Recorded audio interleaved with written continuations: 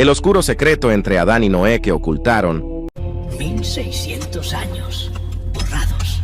A propósito, no se perdieron, no cayeron en el olvido. Fueron barridos de un solo golpe, con una precisión que no parece fruto del azar. Y lo que fue destruido era demasiado poderoso como para ser recordado. La pregunta no es qué fue destruido, es qué se descubrió, lo que hizo necesaria la destrucción. ¿Qué logró la humanidad en esos 1600 años que fue tan poderoso, tan sombrío, tan peligrosamente cercano a lo divino, que el propio creador del universo concluyó que era mejor que el mundo nunca lo supiera? No está en ningún sermón dominical. Y una vez que lo veas, no podrás dejar de verlo. Imagina que te despiertas en un mundo completamente diferente al que existe hoy en día. Las ciudades son más grandes que cualquier metrópolis moderna. Los monumentos son imposibles.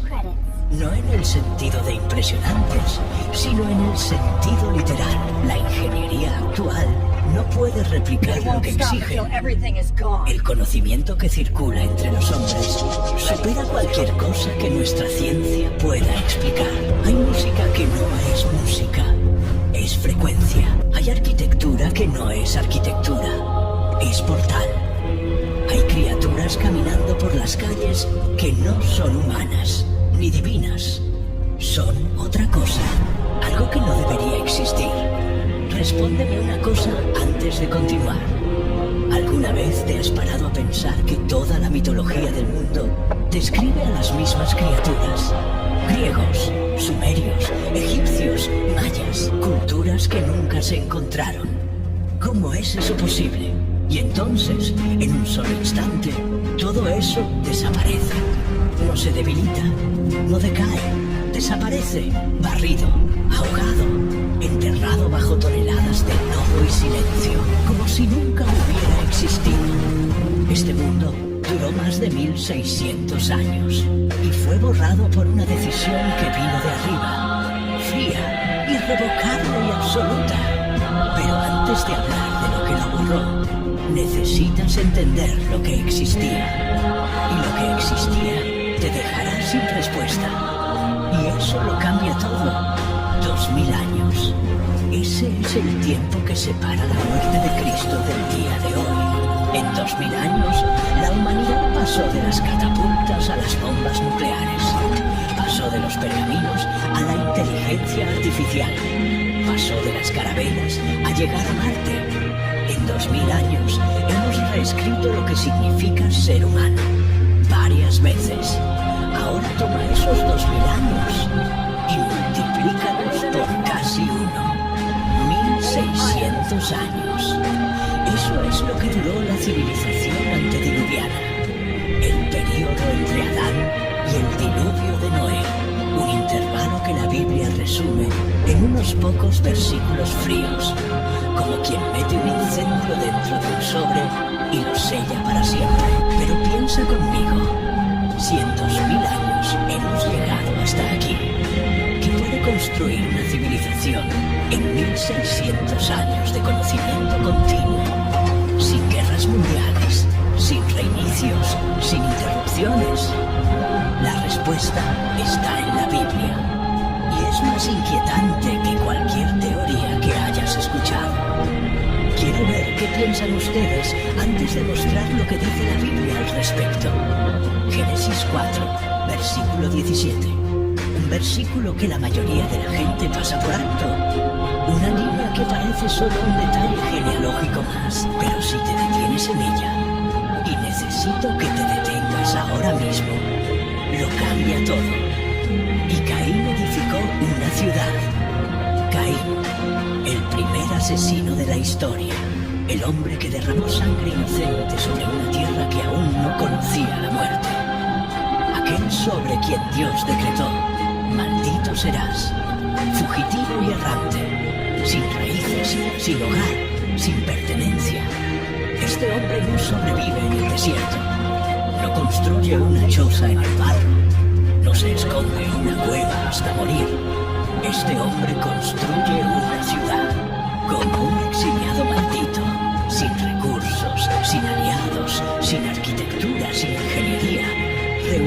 suficientes personas para fundar una metrópolis funcional. En una era en la que la humanidad acababa de salir del jardín, ¿quién le enseñó a Caín a construir ciudades? Guarda esa pregunta como un cuchillo en el bolsillo. Pronto cortará, y cuando corte, va a doler. 3 generaciones después de Caín, el linaje da a luz a 3 hijos que no encajan en absoluto con la etapa histórica en la que vivían. 3 hijos que juntos conforman el retrato de una civilización que no debería existir. Jabal, padre de los que habitan en tiendas y tienen ganado. Parece sencillo, pero el hebreo original no describe a nómadas con campamentos improvisados. Describe sistemas de vivienda móviles de ingeniería sofisticada, estructuras diseñadas para que comunidades enteras se desplacen con precisión militar. Jabal no inventó la tienda, inventó la movilidad colectiva organizada. Jabal, padre de todos los que tocan el arpa y la flauta. Los instrumentos descritos en el hebreo original no son flautas de hueso, son instrumentos de construcción elaborada, afinación precisa, acústica calculada a propósito.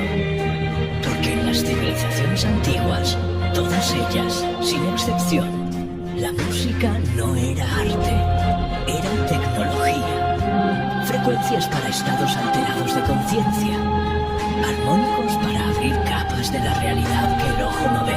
Jubal creó la primera interfaz entre el mundo humano y lo que existe al otro lado. ¿Me sigues? Porque es con el tercer hijo donde todo estalla. Tubal-Caín, artífice de todo instrumento cortante de bronce y de hierro. Metalurgia avanzada, aleaciones, forja de precisión, bronce y hierro al mismo tiempo.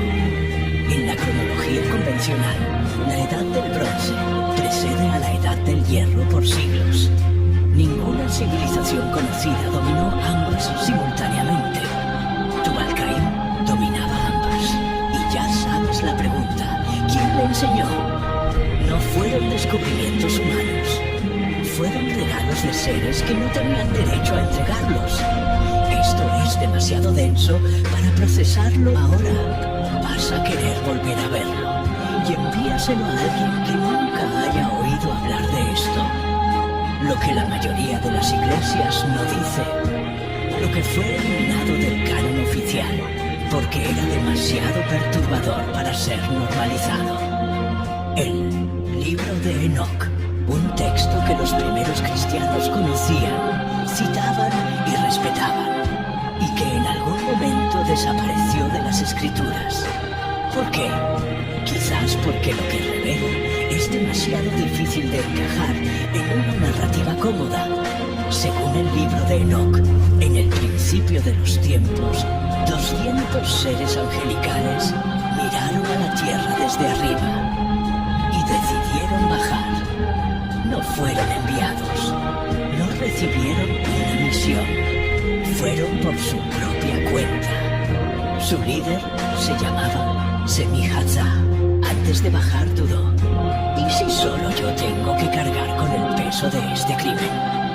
La respuesta vino de todos, unánime, fría, sin vacilar. Hagamos un juramento, sellado con maldiciones, para que nadie se eche atrás. Y bajaron, en el monte Hermón, la montaña donde el cielo y la tierra se tocaban. Y ahora cierro el cuchillo que quedó en tu bolsillo.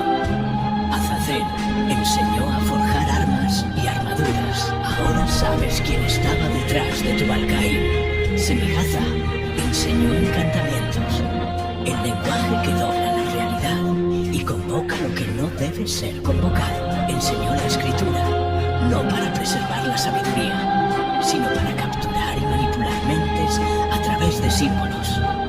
Sariel enseñó el control de los ciclos de la luna, vida y muerte en manos de quien conociera la fórmula. ¿Ves cómo encaja? La ciudad de Caín, la ingeniería de Jabal, la música de invocación de Jubal, la metalurgia imposible de Tubal-Caín. Cada una de ellas tiene un origen, y el origen no es humano. De la unión raíces humanas, nació algo que no pertenecía a ningún plano de la creación. Los Nefilim, gigantes, híbridos del cielo y la tierra, con un hambre que ningún recurso de la tierra podía saciar. El libro de Enoch es claro. Cuando se acabó el alimento, los Nefilim se volvieron contra los hombres. Los protectores se convirtieron en depredadores. Los maestros se convirtieron en tiranos. Y los vigilantes no se limitaron a la metalurgia y la música. Fueron más allá. Entregaron algo aún más sombrío: la manipulación de la vida. Cruces entre especies que no deberían haberse mezclado. Los centauros, los minotauros, los hombres escorpión, las aves humanas que aparecen en los mitos de todas las culturas del planeta. ¿Siempre pensaste que eran leyendas? ¿Y si fueran recuerdos, leyenda o recuerdo? Porque la respuesta cambia todo sobre cómo vas a ver lo que viene a continuación. Pero hay un detalle que aún no te he contado, el más inquietante de todos, guardado para este momento como un cuchillo que solo aparece cuando ya has bajado la guardia. Los vigilantes enseñaron cómo abrir portales, no metáforas, portales reales, fracturas en el tejido que separa el mundo visible de lo que existe más allá de él. Göbekli Tepe, más antigua que cualquier pirámide, enterrada intencionalmente. ¿Por quién y por qué? Baalbek, bloques de 900 toneladas, tallados con precisión milimétrica. Ninguna ingeniería moderna es capaz de reproducir su transporte. Sacsayhuamán, Giza, Stonehenge, alineados con las constelaciones con la precisión de un reloj cósmico, en continentes que supuestamente no se conocían. La arqueología lo llama misterio. No son misterios, son cicatrices. El nombre Babel significa literalmente puerta de Dios. Toda la arquitectura de la supercivilización antediluviana era, en esencia, una máquina para rasgar el velo entre los mundos. Y funcionaba. La puerta existía. Estaba abierta. Y lo que entró por ella cambió la tierra para siempre. Si esas estructuras eran portales, ¿quién decidió sepultar Göbekli Tepe? Cubrir Baalbek, abandonar Sacsayhuamán. Alguien intentó cerrar lo que se había abierto, pero ya era demasiado tarde. El clamor que se elevó a los cielos no era solo humano, era toda la creación gimiendo. Y entonces llegó la sentencia.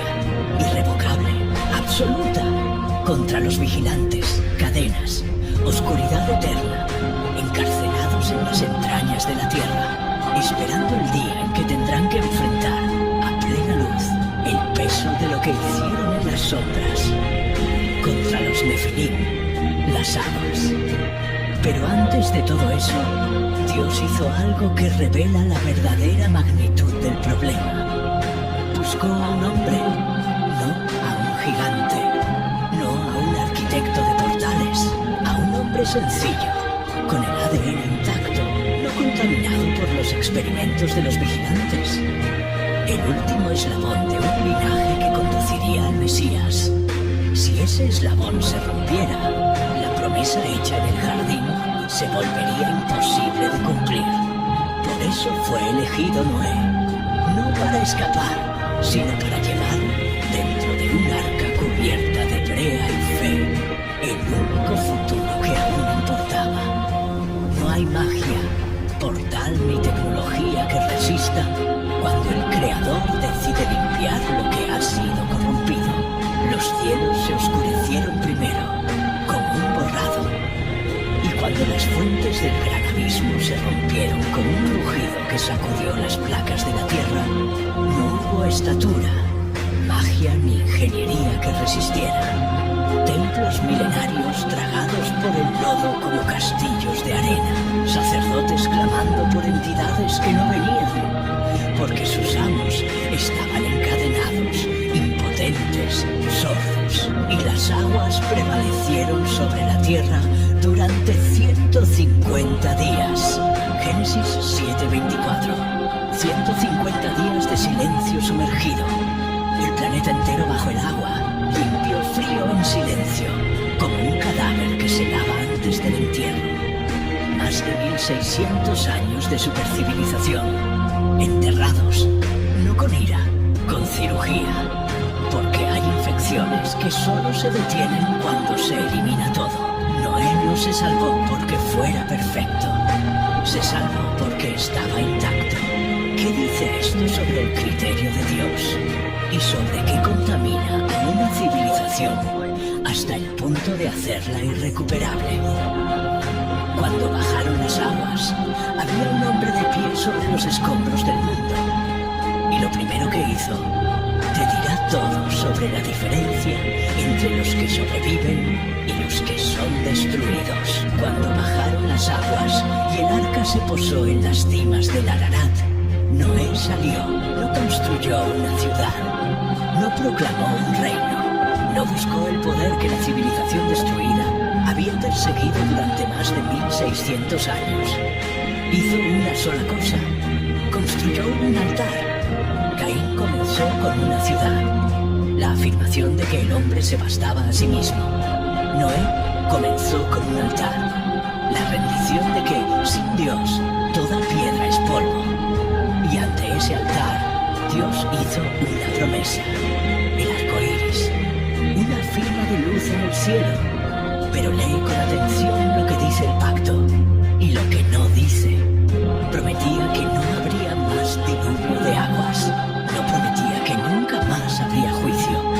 Así como fue en los días de Noé, así será también la venida del Hijo del Hombre. Mateo 24:37. Jesús no dijo esto como una curiosidad histórica, lo dijo como una advertencia, como una brújula que apunta a un destino que la humanidad ya recorrió una vez y está recorriendo de nuevo. Hoy editamos el ADN con CRISPR, exactamente igual que los vigilantes cruzaron especies. Creamos inteligencias que operan sin que nadie comprenda lo que hacen.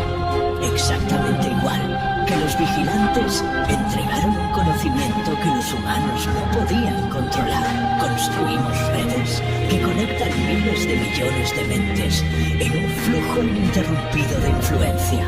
Exactamente igual que Babel construyó una torre para alcanzar lo que no debía alcanzarse. La tecnología ha cambiado. La dirección es la misma. Estamos haciendo exactamente lo que los vigilantes enseñaron, palabra por palabra, paso a paso. Y a eso lo llamamos progreso. El próximo juicio se acerca, no de aguas, de fuego, de colapso. Llegará en el momento exacto en que la civilización esté más convencida de su propia invencibilidad, como en los días de Noé. Y cuando llegue, solo habrá una pregunta que importará. ¿Dónde estarás? ¿Dentro del arca o afuera, con las manos embarradas tratando de levantar otra torre de Babel? Esta vez no habrá arca de madera, solo habrá a Cristo, el único refugio que no puede ser arrasado por ningún diluvio, consumido por ningún fuego, derribado por ningún derrumbe, en ninguna era, en ningún juicio. Más de 1600 años han sido borrados para que llegases a este momento, a esta elección, y la elección es totalmente tuya.